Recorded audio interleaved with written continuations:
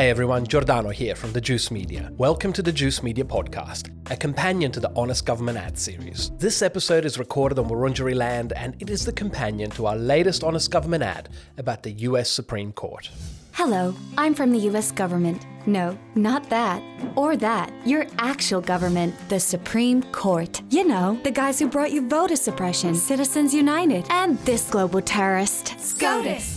First of all, welcome to Season 3 of the Honest Government Ads. This is the first episode of this new season which, assuming we don't annihilate ourselves out of existence sooner than expected, should run until 2025, when the next Aussie election takes place. And to kick things off, I thought it would be fitting to take on a spicy topic like the flaming shit comet that is the US Supreme Court. I also wanted to do something special, something we'd never done before on the series, so I also invited local Twitch streamer Pixelsmixel to guest host it. I'm stoked that the video was well received. It had over 1 million views on Twitter just in the first day, as was Pixel's cameo. Thank you for making her feel welcome. Pixel will join me for a quick chat later in this podcast, so we'll come back to her shortly. The other reason I wanted to make this HGA is that we haven't made one for the US since 2020. You might remember the Honest Trump election campaign ad we made, our Honest QAnon ad. We even made an Honest Postal Service ad to help US voters get their mail-in ballots in on time. But since then, we've been focusing on getting rid of our own shit government. Happily, Australia achieved that goal back in May, and so now we finally have the chance to look at shitfuckery elsewhere. And don't worry, friends in the UK, your turn will come too. I almost made this last HGA about the UK, but then sentient ham Boris Johnson was booted out, so I thought it would be best to wait. And same for you, friends in Canada and Brazil. We've seen your requests and we'll do our best to make something before your election in October. And of course, Aussie friends, don't worry, the Australian government will be back very soon, because our domestic Honest Government ads will always be the focus of this series. And yes, chill, we will make videos about the new Labour government. I've seen comments suggesting that we're not going to be critical of Labour. Why aren't you hanging shit on elbow, Giordano? Have you sold out? The answer is that we've only just gotten back into production after taking a break to celebrate the election outcome and spend some time with our kids. I'm actually super keen to cover this historic new chapter of Australian politics, but I'm not going to rush to just jump in. I first want to see what happens. Parliament only just resumed last week, so we'll be watching to see how the new government conducts itself, especially in its negotiations over climate legislation with the Senate crossbench, which holds the balance of power there. Hopefully that tells you that I'm not here to be a partisan hack. If Labour acts rightly, according to the science, as well as in response to its political pressures and mandates, great. If they don't, we'll be there to help them with some honest advertising. Now, for those of you who are regular viewers here at the Juice Media Podcast, you'll know that normally the format is that I now introduce an expert guest and sit down with them for a long-form interview on the subject of the latest Honest Government ad. But we thought we'd try something different in Season 3. Don't worry, we'll still host guest interviews with expert guests from time to time. But rather than making them the norm, we're going to try and make the podcast a bit shorter and compact. It'll be a chance for me to share my thoughts with you around the latest Honest Government ad, as well as flag details that didn't make it into the video and respond to some of your comments. Basically, like this video you're watching right now. And with that explanatory note out of the way, let's talk more about our latest Honest Government ad on the US Supreme Court. As mentioned, the reception has been awesome and most Americans have welcomed our latest intervention in US politics. That was pretty good. That was an Honest Government ad for the U.S. Supreme Court. Australians are making fun of us. And I'm afraid we're going to have to take that. We are being absolutely fucking owned. Another L, dude. From one British colony, one British penal colony to the next.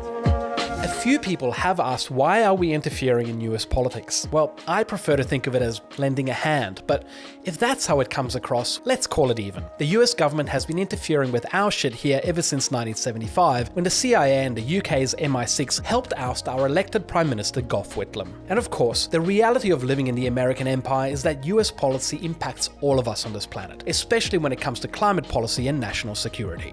Okay, but what about the Supreme Court, Giordano? Why talk about that? Truth be told, I'm still super pissed at SCOTUS for weighing in to stop the Florida recount and handing the 2000 election to Bush. That was a decision that altered the course of history, especially on climate policy. But it's not the only reason that I care about what the US Supreme Court is doing today. As I'm sure everyone knows by now, SCOTUS made some shithouse rulings in June on abortion rights, gun rights, environmental rights, and more. But that's just the entree. On the docket for the next term, which starts in October, there's some massive shitfuckery on the way as the court has agreed to hear the case of Moore v. Harper, which will rule on the theory of Independent State Legislature. If you've never heard of Independent State Legislature, don't worry, most people haven't. That's why I dedicated this HGA to this topic. Because you see, if SCOTUS embraces the doctrine of Independent State Legislature, and there's good reason to assume at least 4 justices will, it could well determine the outcome of the 2024 presidential election too, just as SCOTUS did in the 2000 election with Bush v. Gore. I highly recommend reading this excellent article in the Supreme Court Review, which explains in detail how Bush v. Gore, widely regarded as one of SCOTUS's worst ever decisions, implemented the ISL doctrine in order to overrule Florida's court and stop the recount of 2000, thereby handing the election to Bush.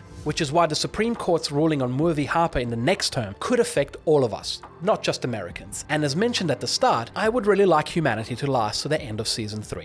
For those who'd like to know more about the US Supreme Court, you'll find a list of the key sources I used in our HGA in the YouTube video description. And I just want to flag a couple of them here, starting with this video by Second Thought, which provides an excellent overview of why SCOTUS is such a giant fucking tumor on US democracy. It does make the rest of us appreciate how relatively functional our democratic institutions still are here in Australia compared to the US, especially our judiciary, which seldom if ever upends our lives by overturning legal precedents that drastically affect the lives of half the population. As the Second Thought video points out, the US is the only country in the world where people even know the names of their Supreme Court justices. Some even have cult status, which is exactly the problem. This court is so famous precisely because it is so powerful. Too powerful, some would say.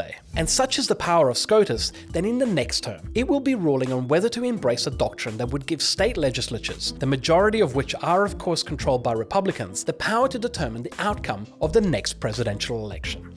As our Honest Government ad explained, the doctrine in question is Independent State Legislature, or ISL for short. As the Brennan Center for Justice defines it, the ISL theory is a reading of the Constitution that would give state legislatures wide authority to gerrymander electoral maps and pass voter suppression laws. Proponents insist that the federal Constitution gives state legislatures exclusive and near absolute power to regulate federal elections. The result, when it comes to federal elections, legislators would be free to violate the state constitution and state courts couldn't stop them. Remember how in those heady days following the 2020 election, the Trump campaign petitioned SCOTUS to invalidate thousands of mail-in ballots in a bunch of swing states? Ballots that state courts said should be counted, even if received a few days past the deadline, in consideration of the challenge that many voters faced by voting in person at the height of the COVID pandemic. Yes, the same mail-in ballots our Honest Postal Service ad urged US voters to send off well in advance of the deadline, knowing that Trump would attempt to get them invalidated through the Supreme Court. You may have also heard about so-called fake electors, which Trump's campaign tried to get to certify Trump's electoral votes. At the heart of both those cases, Trump's campaign was asking SCOTUS to apply the ISL doctrine to overrule state courts. By now you're probably wondering, is there a legal basis to the ISL theory? The answer is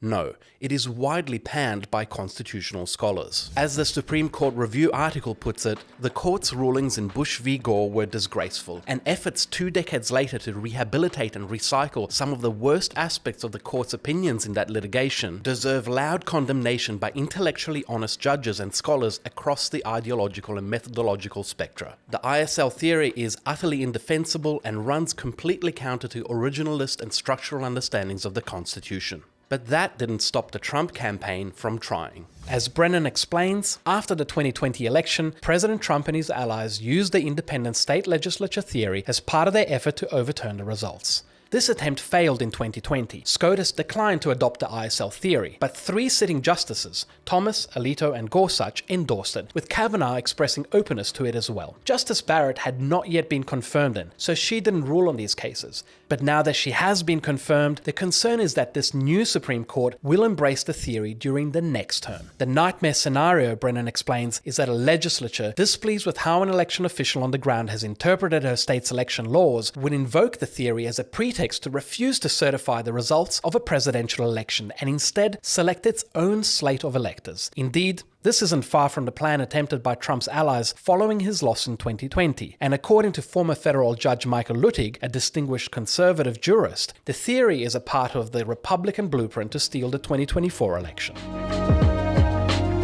There's a lot more to say about all this, but I'll leave it there for now. For those of you who'd like to learn more about this, I'll link to this article as well as the videos and pieces we've mentioned in this podcast in the video description of this YouTube video, or in the show notes for those of you listening on your podcast app. And now to wrap up, let's bring on the special guest host who helped us impersonate the Supreme Court, Pixelsmixel. G'day Pix, welcome to the Juice Media Podcast. How are you? I'm good, how are you? Yeah, good. Thanks for having me on. Thank you for accepting our invitation to cameo in our first episode of Season 3. You have the honor, I guess, of being our first ever guest to host an Honest Government ad. And what was it like? Can you share the experience with the audience? Well, I've been a bit of a big fan for a very long time. Those ads kept me sane when I feel like a lot of us were being gaslit by our previous government. So those ads were something that really kept me smiling during that period. And when I got the message from you, I was so excited, nervous, because obviously, you know, Ellen and Zoe are amazing. And I was like, oh goodness, this is wild, but I was never going to say no. What an incredible opportunity. Thank you so much. Kudos to you for doing such a good job of it and for being pretty fearless in taking it on. Can you just share a little bit about the experience, just for people who might be wondering? Well, it was great. There were snacks. It was also a lot of hard work. I don't think people really have any conceptualization of just how much effort and love and time goes into these videos. And I really enjoyed it. That I had no idea. And I just, what a challenge. And yeah, I had a really good time. But no, I'm not an actor or a voice actor. And I'm glad that the reception has been what it's been and everyone's kind of liked it, because gosh, I was nervous. Yeah, no, totally. And that's why I said kudos for taking on the challenge. And as you said, Zoe and Ellen, do such an awesome job. So you had, there was a precedent to live up to. Yeah, but, and Lucy with the voice as well. So like, yeah, you kind of did you did all the roles. So yeah. Kudos. You really nailed it.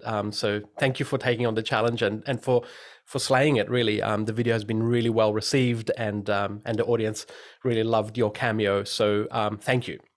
Anytime. You have a big US following on your Twitch stream.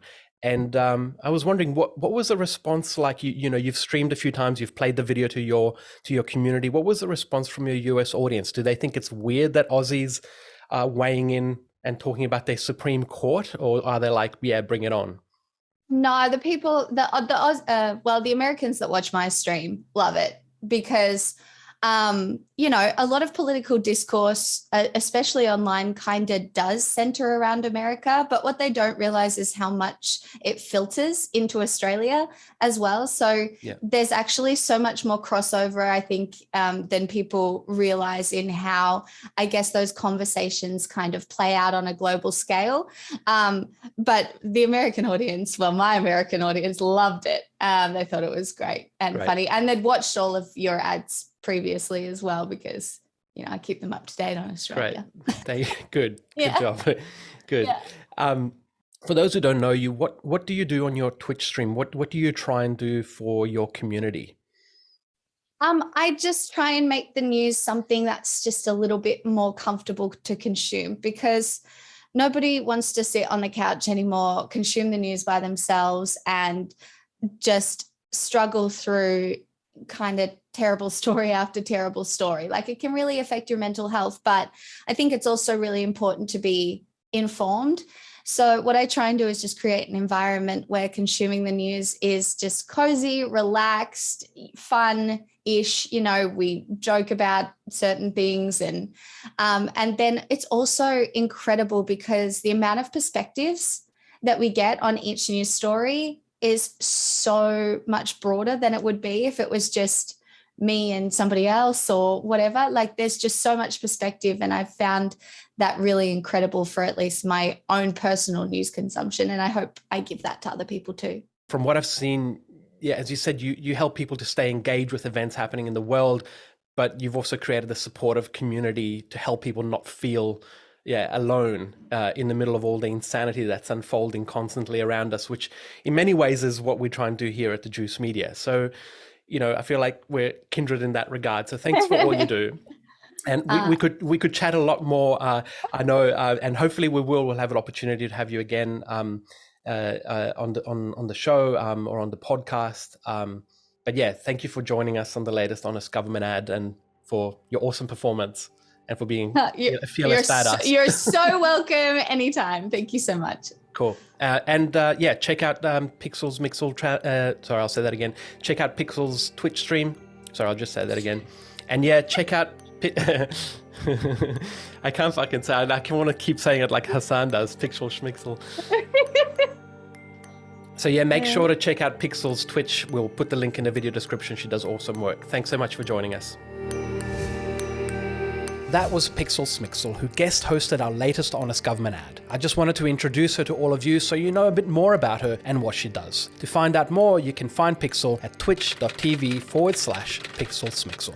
Well, that brings us to the end of this episode of the Juice Media podcast. Let us know in the comments what you think about what we've discussed here today, including the new podcast format and any suggestions you might have for us. Thanks to Ellen for helping to produce and edit the Juice Media podcast, and as always, thanks to our patrons who make the podcast and the Honest Government ads possible. In particular, our patron producers who support us via our highest tier of $100 a month. Thank you. If you value our work and want to support us as we delve deeper into Season 3 of the Honest Government ads, you can do so at patreon.com/The Juice Media. You've been listening to the Juice Media podcast with me, Giordano.